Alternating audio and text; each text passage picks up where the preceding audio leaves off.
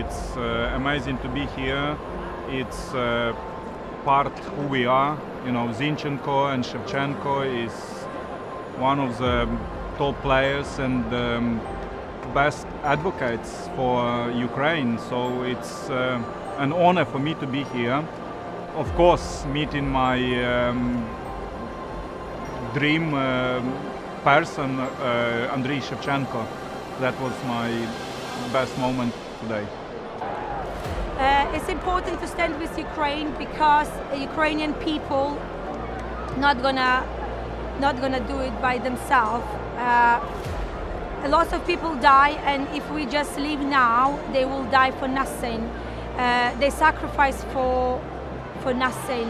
And also, a lot of European countries underestimate Ukraine, in my opinion, and they see how important Ukraine.